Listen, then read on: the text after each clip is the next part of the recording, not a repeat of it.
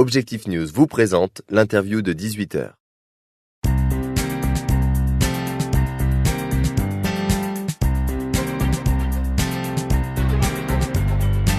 Bonjour à tous, merci de nous rejoindre sur objectifnews.tv en compagnie aujourd'hui d'Alain Di Crescenzo, président de la Chambre de commerce et d'industrie de Toulouse. Bonjour. Bonjour.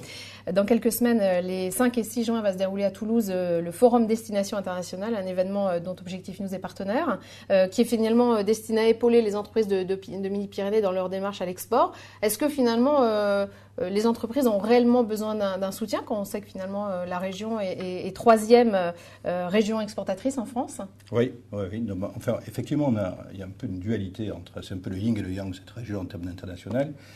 D'une part, on a des chiffres extraordinaires, et puis après, c'est un petit peu l'arbre qui cache la forêt. Alors sur les chiffres, vous l'avez dit, troisième région exportatrice de France, avec 45 milliards d'euros de chiffres à l'exportation, de chiffre d'affaires à l'exportation. Ça se traduit aussi par de très bons chiffres en termes de balance du commerce extérieur. Donc la différence entre les exportations d'une part et les importations, puisqu'on est aux alentours de 40 milliards. Et là, de 14 milliards, pardon. Alors là, on n'est pas numéro 3, mais on est numéro 1. Alors ça, si vous voulez, c'est des chiffres extraordinaires, c'est l'excellence. Alors même si, il faut le dire, en 2013 par rapport à 2012, on était un peu flat, c'est-à-dire qu'on n'a pas beaucoup évolué. On a fait une très belle évolution un an plus tôt, aux alentours de 15 à 17%. Sur les exportations et sur l'excédent du commerce extérieur. Donc globalement, la photo est plutôt positive. Voilà. Maintenant, si on rentre un peu en détail dans les éléments, on s'aperçoit qu'il y a de grands déséquilibres sur le territoire. Alors, il y a des équilibres qui sont des équilibres d'activité, puisque globalement, on s'aperçoit que 80% des flux à l'international sont drivés par une seule industrie. Allez, c'est presque deux, on va dire, c'est-à-dire à la fois l'aéronautique et l'espace, c'est 80%. Et quand je regarde le numéro 2, celui qui arrive après, donc c'est l'agroalimentaire et l'agriculture, et les produits issus de l'agriculture, on s'aperçoit que c'est 10 fois inférieur à ce qu'on représente le numéro 1. Donc, premier déséquilibre, c'est un déséquilibre qui est plutôt en termes d'activité. Après, on a un déséquilibre qui est plutôt sectoriel, qui est plutôt géographique. Et là, quand on regarde, c'est pas une grande surprise, parce que c'est aussi vrai pour le reste de l'activité, mais quand on regarde donc Midi-Pyrénées, on s'aperçoit que 90% des exportations sont dues à un petit territoire qui s'appelle Toulouse, et globalement sa première couronne. Toulouse Métropole et sa première couronne. Et ensuite, on a un déséquilibre qui est plus embêtant, on va dire, c'est pour ça qu'on travaille, c'est un déséquilibre qui est plus structurel. Ça veut dire que, globalement, qui fait ce flux à l'international, c'est très peu d'entreprises. On n'a que 2000 entreprises qui exportent chaque année plus de 10 000 euros. Votre objectif, c'est de sensibiliser les chefs d'entreprise à la nécessité d'exporter? Alors, l'objectif, il y a deux objectifs. C'est faire en sorte que ceux qui exportent entre 10 et 1 million d'euros, 10 000 et 1 million d'euros, ils progressent, bien sûr, ils s'extendent. Ils aient une extension de leur conquête territoriale. Et puis après, c'est mettre le pied à l'étrier des entreprises. Alors, la question qu'on se pose, et qu'on peut se poser légitimement, mais est-ce qu'il y a des entreprises qui ont cette capacité à exporter ? Et là, on s'aperçoit qu'on creuse, ce que nous faisons de notre côté, puisque c'est le métier des chambres de commerce, de regarder le potentiel de ces entreprises et de son territoire, on s'aperçoit qu'on a des entreprises extraordinaires. Dans des domaines de l'aéronautique, bien sûr de l'espace. Le domaine de l'espace qu'on connaît moins, c'est les applications spatiales, qui sont plus dédiées aux PME, PMI, aux TPE. Et là, on a des numéros 1 mondiaux dans tout ce qui est localisation, traitement des données. On s'aperçoit que dans l'agroalimentaire, on a des pépites aussi. On s'aperçoit qu'on a des pépites dans l'électronique embarquée, dans les TIC. Et donc, ces entreprises-là, il faut leur faire prendre conscience que, d'une part, elles ont des produits et des services de qualité qui sont exportables, et que, deuxièmement, c'est possible, à condition d'avoir la bonne méthodologie. Encore une fois, on n'est pas exportateur. C'est quelque chose qui est plutôt de l'acquis. Ça veut dire qu'il faut y travailler, il faut préparer les offres, sur le terrain d'abord, ici sur le territoire, et puis après, les exporter. Et il y a toute une méthodologie que l'on met en place avec nos entreprises, avec d'ailleurs des résultats qui sont plutôt bons. Oui, puisque en fait, vous n'avez pas, ça a démarré déjà depuis un moment. Il y a un accompagnement de plus en plus structuré dans tous les départements.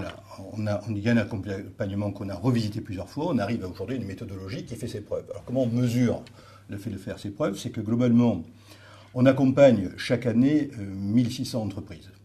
Donc accompagner, ça veut dire sur le territoire en premier. On détecte les entreprises, on regarde les offres, on les aide à préparer un business plan, etc. On teste les marchés, on étudie les marchés. Et puis lorsque les entreprises sont prêtes, et ce process est très important, on les accompagne à l'étranger globalement. Donc ça fait à peu près 160, entre 150 et 200 entreprises que nous amenons chaque année à l'étranger. Si on regarde faire une opération à l'étranger, si on regarde le résultat des opérations, on va dire que plus de 50% des entreprises que nous amenons à l'étranger réussissent une action, au moins une action à l'étranger. Ça veut dire qu'avec ce process qui est un peu sélectif, parce qu'on ne veut pas que les entreprises se plantent, parce que quand elles se plantent une fois, elles n'y reviennent plus. Ou alors elles y reviennent dans 5 ans et c'est trop tard. Avec ce process qui est assez sélectif, on arrive à avoir une grande qualité en termes d'accompagnement et c'est ce qu'il faut faire. D'accord. Alors cet événement Forum international a l'objectif d'accompagner de façon très concrète les entreprises. Citez-nous peut-être quelques temps forts de ces 2 journées. Peut-être à quoi il sert. Alors, ce n'est pas là qu'on accompagne l'entreprise pour faire une opération internationale. On est là dans la détection. On est dans l'animation d'une communauté qui a la capacité d'aller à l'international. Alors, bien sûr, donc il y a différents temps forts dans ce Forum Destination Internationale qui dure 2 jours. C'est important, donc c'est une manifestation assez structurée, avec beaucoup d'innovations pour cette 8e édition. Alors, nous avons bien sûr des conférences. C'est François Langlais qui va animer celle qui est autour des leviers que peuvent amener l'international pour nos entreprises et pour nos économies. Nous avons une grande conférence sur l'aéronautique, en regardant ce que nous savons faire en Europe et comment ça peut être décliné sur notre territoire, notamment en Amérique du Sud. Nous avons des tables rondes, et ça c'est aussi une innovation, des tables rondes autour de DRH et l'international, parce qu'il ne faut pas oublier que l'international c'est des produits, mais aussi c'est des femmes et des hommes capables de pouvoir promouvoir des solutions et de les commercialiser. Comment on fait pour recruter, comment on fait pour s'encadrer, comment on fait pour faire évoluer nos cadres que nous avons ici dans nos entreprises vers des cadres export. Ça c'est une partie donc des tables rondes. Une deuxième table ronde autour des différences culturelles au niveau de l'international, donc des tables rondes. Et ces tables rondes sont un peu différentes, puisque nous avons voulu avoir des témoignages de ce que nous faisions habituellement. Nous avons voulu avoir des témoignages de nos entreprises du territoire. Pas que des Hauts-Garonnaises, des entreprises Hauts-Garonnaises, des entreprises de tout le territoire participent à ces tables rondes pour mieux les animer. Ensuite, nous avons la connaissance de pays, et ça c'est important de voir si, quelque part, l'offre que je porte aujourd'hui dans mon entreprise, elle est compatible avec telle et telle destination. Nous avons 22 experts pays qui sont là pour nous expliquer les points forts et puis les points faibles, les éléments de vigilance sur les différents pays.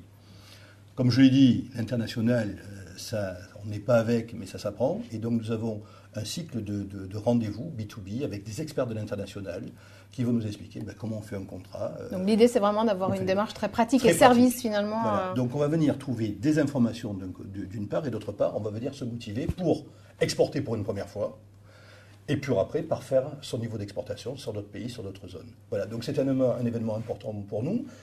On met la pêche, on met le paquet, et donc on est bien suivi par nos partenaires, vous en faites partie, donc on est bien suivi par nos partenaires, on a compris que c'était un élément structurant du territoire, c'est le seul véritable événement autour de l'international, c'est un événement professionnel dans lequel on va venir apprendre des choses, communiquer, travailler, et donc nous avons décidé de le faire donc au Palais des Congrès cette fois, Pierre Baudis. Donc avant nous le faisions à Antioche, chez nous au niveau des chambres de commerce. Donc plus de visibilité. Plus de visibilité, plus de risques, plus d'investissement. Tout ça parce que ça répond à une véritable demande donc de nos ressortissants. Et parce que l'export, c'est finalement important pour l'économie française, régionale ?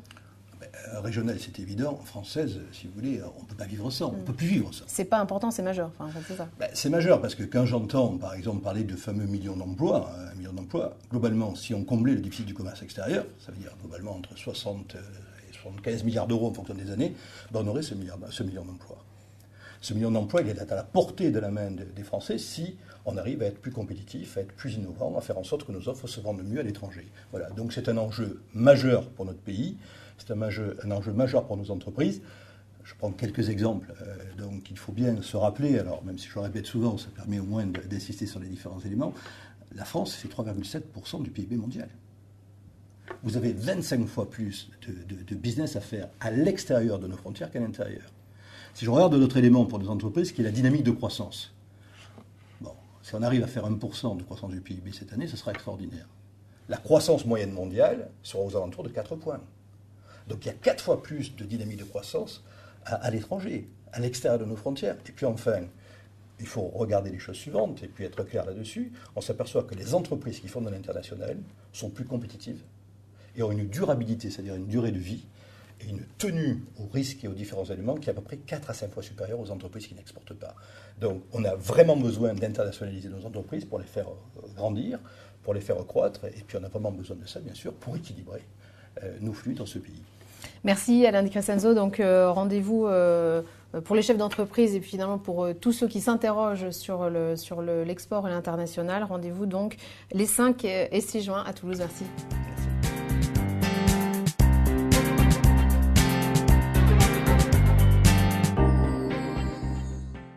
Objectif News vous a présenté l'interview de 18h.